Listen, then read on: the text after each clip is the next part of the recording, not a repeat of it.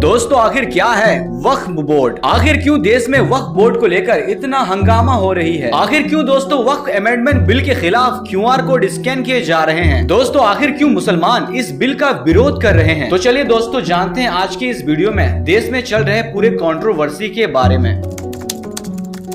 वक्फ board में गैर मुस्लिम को शामिल करने का औचित्य क्या बनता है? अध्यक्ष महोदय, मैं इस बिल का विरोध करता हूँ। वक्फ बोर्ड तरमीमी बिल 2024 जो पार्लियामेंट में पेश किया गया है।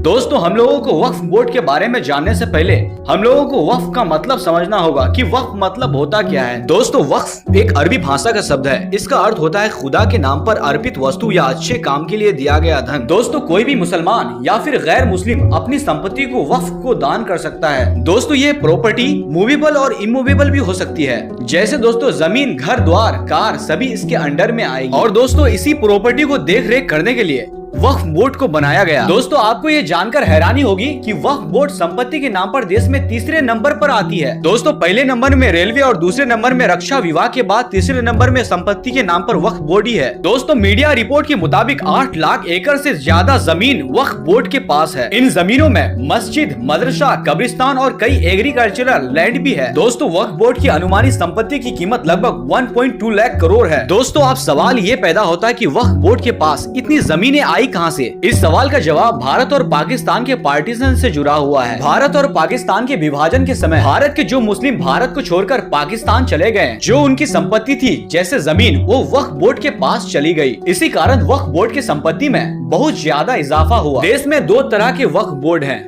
एक सिया और दूसरी सुन्नी। दोस्तों देश के अलग अलग राज्यों में कई वक्फ बोर्ड है, लेकिन दोस्तों उत्तर प्रदेश में वक्फ बोर्ड की संख्या सबसे ज्यादा है। दोस्तों अब ये जान लेते हैं कि इस वक्फ बोर्ड के मामले में देश में विवाद होने का कारण क्या है। दोस्तों मैंने आपको कहा कि इस वक्फ बोर्ड में मुस्लिम और गैर मजहब के लोग भी दान कर सकते हैं। इसलिए दोस्तों सरकार का कहना है कि इस वक्फ बोर्ड के सदस्यों में दूसरे धर्म के लोगों का भी होना जरूरी है। लेकिन दोस्तों सोचने वाली बात यह है कि दूसरे धर्म के लोग वक्फ बोर्ड को दान क्यों करेंगे? क्योंकि वक्फ बोर्ड पूरी तरह से मुसलमानों की संपत्ति है। लेकिन दोस्तों मुसलमानों का कहना है कि हमने तो कभी दूसरे धर्म की संपत्तियों पर दखल अंदाजी नहीं किया, लेकिन क्यों सरकार मुसलमानों के संपत्ति पर दखल अंदाजी कर रही है? इस तरह से ये प्रॉपर्टी नहीं तो पब्लिक प्रॉपर्टी हो जाएगी। इसी कारण देश में इस बिल के विरोध और समर्थन को लेकर 2 गुट बन गए। एक पक्ष मुसलमानों का है जो इस बिल का विरोध कर रहे हैं और एक पक्ष हिंदुओं का है जो इस बिल का समर्थन कर रही है। दोस्तों इस वक्फ बोर्ड में सदस्य सिर्फ पुरुष हैं, लेकिन सरकार इस बिल के जरिए स्त्रियों को भी इस बोर्ड का सदस्य बनाना चाहती है। दोस्तों इस बिल के तहत प्रत्येक 10 सदस्यों में 2 सदस्य महिलाएं होना आवश्यक है। दोस्तों ये वक्फ बोर्ड जो है मस्जिद, मदरसा, कब्रिस्तान